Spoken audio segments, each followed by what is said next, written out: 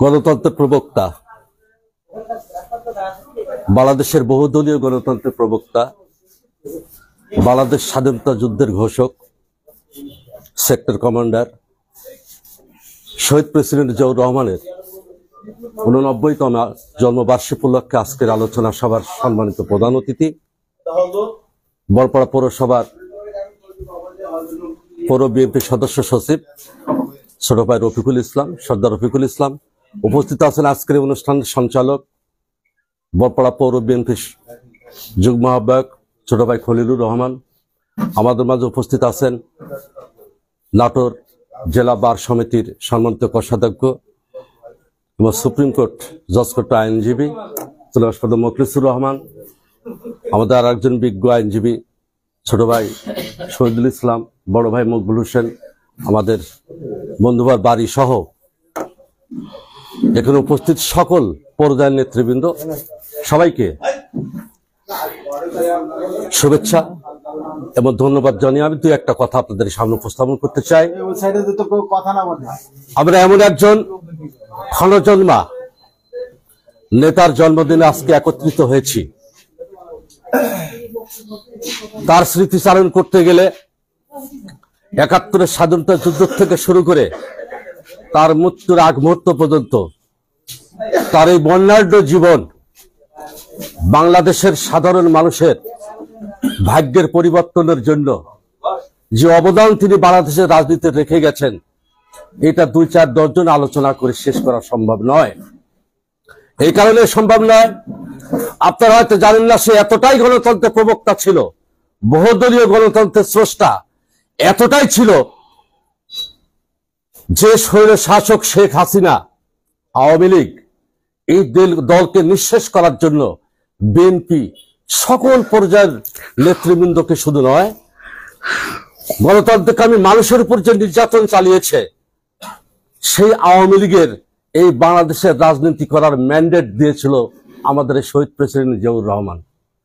1975 সালের 15 আগস্টের পরে যখন মোস্তাক এদেশের ক্ষমতা অধিষ্ঠিত হয়েছিলেন খালেদ মোশাররফের নেতৃত্বে, যেদিন ঢাকা ক্যান্টনমেন্টে কু হয়েছিল 3রা নভেম্বর, 7ই নভেম্বরে বাংলাদেশের দেশপ্রেমিক সেনাবাহিনী সিপাহী জনতার ঐক্যবদ্ধ বিপ্লবের মাধ্যমে খালেদ মোশাররফের বন্দিদশা থেকে তাকে মুক্ত করে এনে এই বাংলাদেশের মসনদে তাকে বসিয়েছিলেন। সেদিন থেকেই শুরু হলো বাংলাদেশের রাজনীতির পট পরিবর্তনের খেলা। গণতান্ত্রিক পরিবর্তনের স্থায়ী একটা রূপ দেওয়ার যে প্রক্রিয়াটা শহীদ প্রেসিডেন্ট জিয়াউর রহমানের মাধ্যমে বাংলাদেশে প্রতিষ্ঠিত হয়েছিল। বন্ধুরা আবার তারপর থেকে ভারত সহ আন্তর্জাতিক ষড়যন্ত্রের কারণে চট্টগ্রামে এই গুণী নেতাকে ঘাতকদের হাতে তার জীবন জনগণের কল্যাণের জন্য, যিনি প্রতিনিয়ত সাধারণ মানুষের সঙ্গে কাঁধে কাঁধ মিলিয়ে খাল কেটেছেন, তার কর্দমাক্ত কাদামাক্ত শরীর নিয়ে সাধারণ মানুষের মাঝে কুদাল নিয়ে যিনি খাল কেটে এই দেশে ইরি ধানের জন্ম দিয়ে দিয়েছিলেন, আমাদের দেশে যে খাদ্যের স্বয়ংসম্পন্নতা তার একমাত্র স্রষ্টা হলো জিয়াউর রহমান। তার আগের ইতিহাস শুধু নাং এবং ভুকা মানুষের ইতিহাস, না খাওয়ার ইতিহাস, ক্ষুধার্ত মানুষের হাজারির ইতিহাস। সেই ইতিহাস থেকে মুক্তি দিয়েছিলেন আমাদের এই শহীদ প্রেসিডেন্ট জিয়াউর রহমান। আমরা তার রাজনীতি করি, তার আদর্শের রাজনীতি করি, আমাদেরকে ভুলে গেলে চলবে না। কিন্তু আজকে আমরা যখন প্রথম এখানে অনুষ্ঠানে উপস্থিত হই, যখন আমরা শুরু করি, অনেক নেতা কর্মীর ভিড়, এতটাই অধৈর্য আমরা এই দল করতে, মানে এই দলের নেতা কর্মী হয়ে আমরা এতটাই অধৈর্য হয়ে গেছি।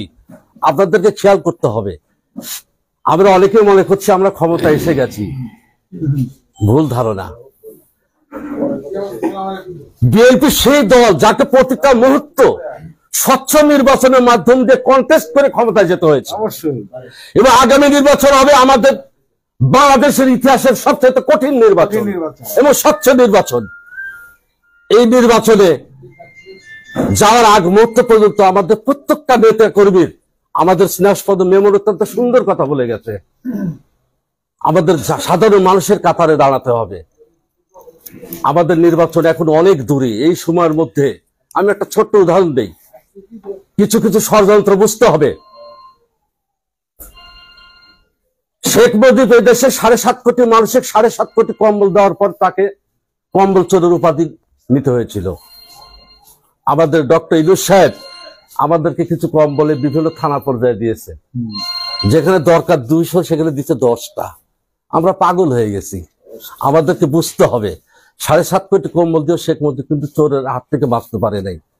আর আমরা 300-400 কম্বল লাগবে, আমরা 10টা কম্বল দিয়ে পাগল হয়ে গেছি। আমাদের ভবিষ্যৎ কি হবে এটাও কিন্তু আমাদেরকে ভাবতে হবে। ষড়যন্ত্রটা কোথা থেকে শুরু হচ্ছে? এই সামনের দিনগুলোকে আমাদের রাজনৈতিক অবস্থান থেকে দূরে রাখার জন্য, রাজনৈতিক অর্থাৎ জনগণের মাঝখান থেকে আমাদেরকে বিচ্ছিন্ন করার যে ষড়যন্ত্র, ভারতের থেকে শুরু করে আওয়ামী লীগ থেকে শুরু করে আমাদের রাজনৈতিক সাথী, রাজনৈতিক দীর্ঘদিনের সুখ দুঃখের বন্ধুরা পর্যন্ত আমাদের বদনাম শুরু করেছে, বিভিন্ন ভাবে অপপ্রচার করছে। আর এই অপপ্রচারের সুযোগটা আমরা তাদের হাতে তুলে দিচ্ছি। এটা কিন্তু আমাদের মাথায় রাখতে হবে, ভুলে গেলে চলবে না। যে কারণে আপনাদেরকে অনুরোধ করব, ব্যাস, এনাফ ইজ এনাফ, অনেক হয়েছে, থেমে যান, মানুষের কাছে যান, ভোট যুদ্ধে যেতে হবে, মানুষের দ্বারে যান, অন্তত মানুষের জন্য কিছু করেন।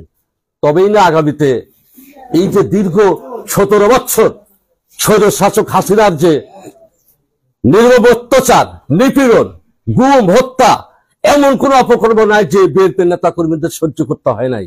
এর থেকে পরিত্রাণ করতে হলে 17টা বছর এই অত্যাচার সহ্য করে যদি আপনারা টিকে থাকতে পারেন, এই কয়টা মাস আপনাদের অবশ্যই ধৈর্য সহকারে টিকে থাকতে হবে এবং মানুষের মাঝখানে যেতে হবে, মানুষের মাঝে।